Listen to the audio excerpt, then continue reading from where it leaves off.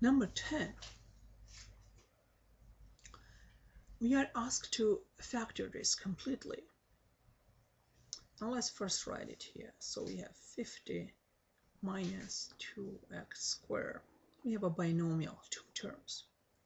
When we want to factor, the very first thing to do is to find the greatest common factor. Well, 50 and 2 have a common factor. The greatest common factor is 2. So we can factor out the 2. So we are going to get 2 times 25 minus x squared. Why?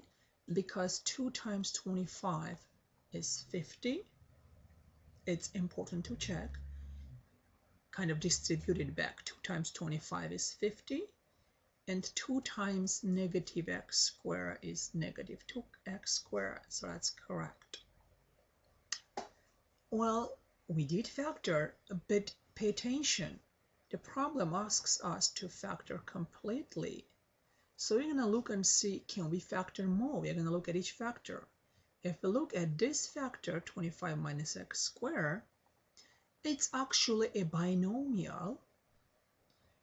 And 25 and x squared have nothing in common, no greatest common factor.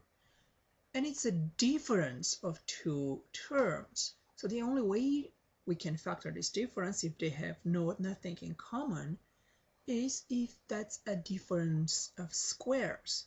And it's indeed is a difference of squares because 25 is 5 squared and we have minus x squared. So we have difference of squares.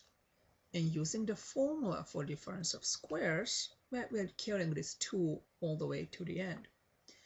We are going to get 5 minus x, the difference of those two numbers, and 5 plus x times the sum. Now we cannot factor anymore, which means we are done, and that's the answer, which is in this case the. Let's to remember the formula of difference of squares. Let's write it here.